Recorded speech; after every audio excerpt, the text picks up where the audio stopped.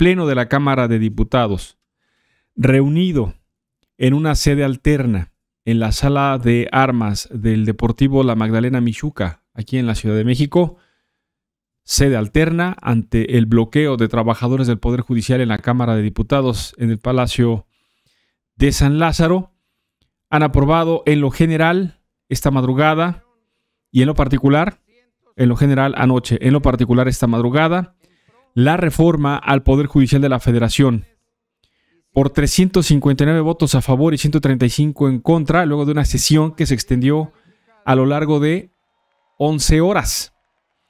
Los diputados de oposición advirtieron una y otra vez que participaban en la sesión, porque sí fueron a la sesión finalmente, pero que lo hacían con reservas y que la sesión, no debía llevarse a cabo debido a la existencia de 2 órdenes de suspensión emitidas por jueces de distrito, jueces federales, que impedían, según argumentaron los legisladores del PRI, PAN, PRD y Movimiento Ciudadano, los de oposición, que no se debía discutir el proyecto en la Cámara de Diputados.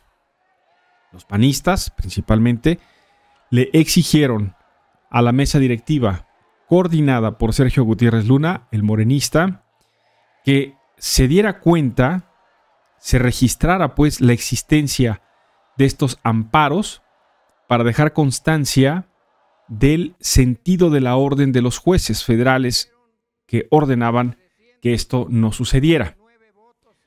Se esperaba que al encuentro en la sede alterna llegara una tercera suspensión, que finalmente llegó en el mismo sentido y en la madrugada, que las 2 decisiones, las 2 órdenes de jueces federales anteriores que otorgaban también, en este caso la jueza quinta de distrito, la jueza quinto de distrito con sede en el estado de Morelos, Marta Eugenia Magaña López, quien había concedido uno de los amparos previos en contra de la reforma al Poder Judicial. Pero los morenistas dijeron que iban a seguir adelante con la sesión, tenían la mayoría, los morenistas y sus aliados, y así sucedió.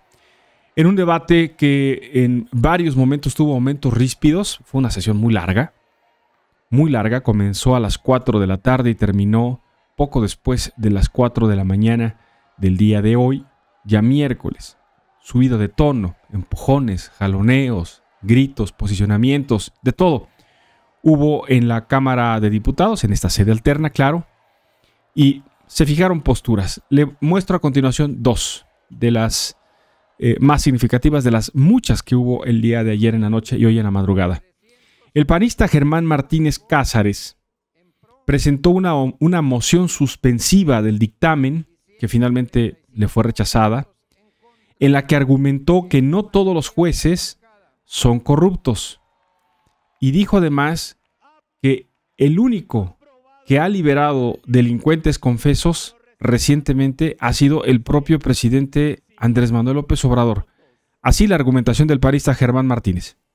Este Tribunal de Disciplina Judicial atenta contra la carrera judicial, contra los alumnos que estudian derecho, contra los jueces, contra los magistrados. Esto es santanismo judicial. Fue Santana el que hizo un tribunal de disciplina judicial. Y finalmente, algo que no se merecen los jueces, y por eso quiero que se suspenda este procedimiento.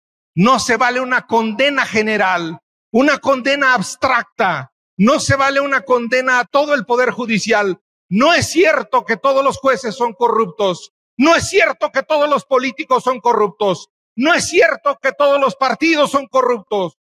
Yo conozco a muchos de Morena decentes. Yo conozco a muchos de la derecha decentes. Yo los conozco. No se vale. La pena, la sentencia se debe individualizar. ¿Dónde están las denuncias contra los jueces corruptos? El PAN las acompaña e inmediatamente, el día que quieran, el PAN acompaña las denuncias individualmente consideradas contra los jueces. No han soltado criminales los jueces. Aquí, el único que ha soltado un criminal, confeso, que ahora es testigo en Estados Unidos, Ovidio Guzmán, El único que ha soltado un criminal se llama Andrés Manuel López Obrador.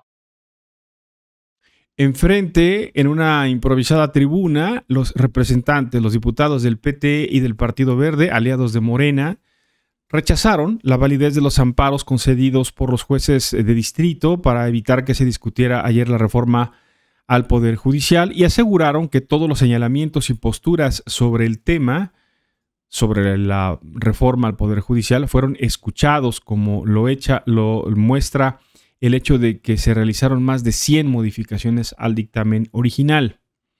Enfrente, la réplica a los argumentos de la oposición, los argumentos de PRI, PAN y PRD, estuvo a cargo en la parte final del coordinador de la bancada de Morena en San Lázaro, Ricardo Monreal, a quien los panistas le dieron la espalda cuando el morenista fijó su postura, que fue la siguiente. La reforma que proponemos no es fruto ni del capricho, ni tampoco de la revancha o del dogmatismo político. En este momento, las democracias en el mundo están discutiendo el límite del poder judicial. Lo mismo en Estados Unidos, donde el presidente Biden ha propuesto una reforma al Poder Judicial. También en Israel, antes del conflicto bélico, hay una propuesta de reforma judicial radical. Y en Italia y en España se discute sobre los límites y excesos del Poder Judicial. México está construyendo un sistema de justicia que será un ejemplo en el mundo, un ejemplo en el mundo, con nuestra presidenta Claudia Sheinbaum Pardo. ¡Que viva nuestro movimiento! ¡Viva Morena! ¡Viva el PT! Morena y sus aliados PT y Partido Verde avalaron, pues, después de esta sesión, en lo general y en lo particular, la reforma al Poder Judicial que propuso el presidente Andrés Manuel López Obrador. Se consumó el trabajo legislativo la madrugada de este miércoles 4 de agosto y con ello, el dictamen de reforma al Poder Judicial ahora fue turnado al Senado de la República para su análisis y eventual aprobación. Tendrá que correr en el Senado el proceso legislativo. La minuta para reformar al Poder Judicial llegó esta misma mañana a la Cámara de Senadores y de inmediato se turnó a la presidencia de la mesa directiva, a quien ya anunció en voz de su presidente, el senador Gerardo Fernández Noroña, que se le dará primera lectura. Es el próximo martes y el miércoles se iniciará su análisis y votación. Resaltó que en la Cámara de Diputados se haya dado un debate con argumentos y confió que con ello sucede también en la Cámara Alta y con ello pues se especula ahora si Morena tiene ya los votos suficientes porque no tendría Morena y sus aliados a falta de un voto, dos, si acaso, la mayoría calificada para aprobar esta modificación en el Senado. Así que se especula que senador de la oposición, senador o senadora de la oposición, va a terminar dando su voto en favor de la reforma al Poder Judicial.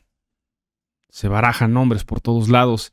Apenas se publica el nombre de un senador o senadora que pudiera, como los del PRD que se terminaron pasando a Morena, dar su voto en favor de la reforma judicial. Inmediatamente publican en sus redes sociales un deslinde y dicen: yo votaré en contra de la reforma al Poder Judicial. Bueno, eso ya se verá en los próximos días cuando se procese este tema en la Cámara de Senadores y finalmente se conozca qué senador o senadora o qué senadores y senadoras terminan pasándose a dar su voto a favor de Morena y sus aliados.